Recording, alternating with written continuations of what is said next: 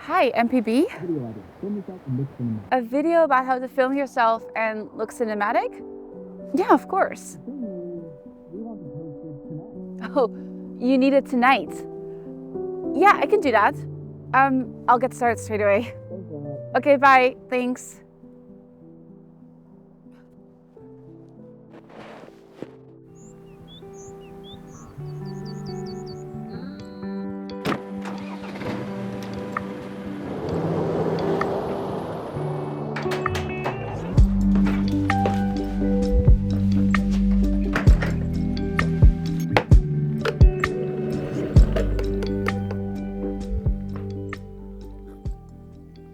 So you want to tell a story, but you're by yourself, and there's not really anyone else around to help you film it. Let's talk about how to film yourself and make it look cinematic. We're gonna break down how I filmed the intro sequence and which techniques I used to accomplish this solo. We're also gonna go over some visual elements that I utilized to elevate the quality of the sequences and achieve that cinematic vibe. Because I believe that we're all storytellers, and learning how to better film yourself gives you the freedom to create whatever and whenever you want on your terms. So let's get into it. It all starts with the idea, the story. What is it that you want to communicate? Planning out your script and sequence ahead of time will help you stay on track as you're filming. It will save you time, and it will allow you to shoot with purpose. Because every shot that ends up making it into your final cut has to have a purpose and drive the story along. I like to write out a script or a plot structure first, because this will guide the shot that I will need to get. And you can do this using a notebook or a program like Milanote. And as I go through the scenes I need to build my story, I'll note down the locations, the moods, and the description of each scene. Next, I'll start looking for reference images to place alongside this outline. This will help me think about how lighting, composition, and framing will play a role in my shots. It is also wise to already think about how you're going to edit the footage. I like to use some creative edit styles and different ratios, and this influences how I shoot. Once I'm happy with the script and the references, I'll start creating the shot list. Although of course there will be a lot of experimenting with shots out in the field, I really recommend not skipping this step. And what is key here is coming up with a variety of shots. Every shot on your list should specify what type of shot it is: a wide, a medium, a close-up, etc. And this brings us to the next step. The question here is, how do you construct a scene where you yourself are the character? Well, the answer is you're gonna have to get a large variety of shots to immerse your viewer into your story. And this is probably the hardest part when you're by yourself. It takes a lot of work and time, but it does help to write out your shot list first. Because in order to create an environment that feels realistic and immersive for your viewers, you're building a world for your audience. This is really crucial. If you rush through your shots, your viewer won't feel drawn into the story. And this is what really sets cinematic content apart, and this is what can set you apart as a filmmaker. Let's break this down further, and let's go over some of the types of shots you should aim to capture. First up, the establishing shot. This is often your opening shot, and it's a wide shot defining a location. However, it is good to note that your opening shot doesn't always have to be a wide establishing shot, because rules are there to be broken. Secondly, the medium shots. These shots move your story along, and they're good for conveying action and movement. Tight shots immerse your viewer into your story and bring them closer to your character. Close-ups of details increase the pace, and bring out some interesting visual elements. And this is also where you get really creative.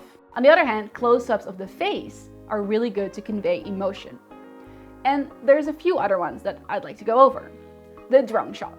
I think the key here is to not overdo it. Aerial shots can add context to your scenes, but if you rely too heavily on them, they create a distance between you and the viewer. I mostly like to use drone shots for contextualizing or bridging shots, transporting your subjects and your viewers between locations, but occasionally I'll place myself in a drone shot as it's a great tool to use as a solo filmmaker. The point of view shot, because you as the character are driving the story. The top-down shot, just to add more variety. To get this variety of shots, which will give your footage that cinematic quality, you'll probably need a few different lenses. So let's talk about gear. Getting cinematic footage is much more about the filmmaker than about the camera, so any digital camera will work. Personally, I do use a dedicated cinema camera, specifically the Sony FX3, which I love because it is a lot more compact than most cinema cameras. Besides the camera body, there are two other things that you need. First up, the lenses. So I do recommend using at least two lenses, a wide and a telephoto, but you can also pull it off with one lens, in which case I would go for one with a range of 24 to 70.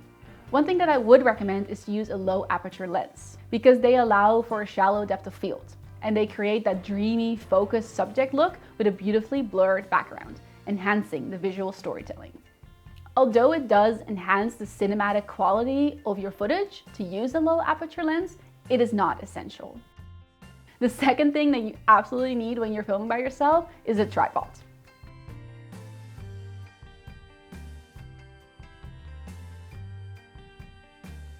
There are a few more things that might come in handy that I do want to mention because I like to use them. First up is an external monitor. It does make it a lot easier to see how you're framing yourself. A variable ND filter. It is crucial for controlling the amount of light entering the camera, especially when shooting with a low aperture and a slower shutter speed to achieve that cinematic motion blur, balancing exposure without sacrificing the depth of field. A microphone. It's essential when your story includes dialogue or if you're recording a voiceover, but even if you're not, I do recommend capturing some natural sounds from the environment that you're filming in.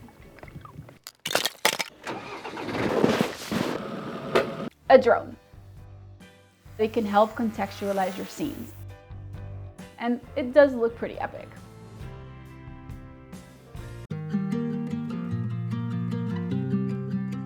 How you frame your shots is essential. It's what will make you stand out and what can elevate your films. So when you're setting up the shots, it's easier to first identify the frame you want to capture without yourself in it. Setting up a frame is also the process of establishing your composition. And this is where it gets interesting. When you're setting up the shot, you'll want to play around with different angles to establish a certain style or emotion or aesthetic in your scene. So as a general guideline, you've probably heard about the rule of thirds, which you can enable on most cameras to help you place your subject or action on one of these intersecting points that will help draw the viewer into the scene. One of the best things you can do is to utilize your environment. What other elements are visible in the frame? Make sure to consider both the foreground and the background. You can also work with leading lines or intentional empty space or letting the action come into the frame. Another way I love to play around with composition is to use a frame in a frame, like a car window or a door. And especially at home, I would really encourage you to get creative with your shots. Use cabinets, fridges, mirrors, like the list goes on and on. Make composition part of the story and use it to invoke that emotion you're aiming for. Speaking of emotion, let's talk about the importance of light. My main goal as a filmmaker is to invoke emotion with my films, because it is through feelings that we as humans communicate. One visual aspect that plays a huge role in invoking emotion is lighting. The camera sees a little different than our eyes, and direct light can often be too harsh. An important rule of thumb is that your shadow side should be closest to the camera. Keep in mind that not everything has to be well lit. You might want to create a certain mood.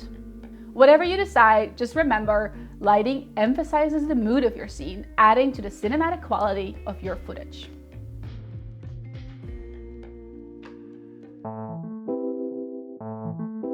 Finally, on a very practical note, how do you focus when you're filming by yourself? It can be very tempting to use autofocus, but it's not very reliable. A better method is to use manual focus and setting a focus point using a reference point. Focus peaking is your best friend here, and you can use a stand-in, for example, a hiking pole or a light stand. You can also double check the focus on your monitor, or you can take a test clip and check the focus afterwards.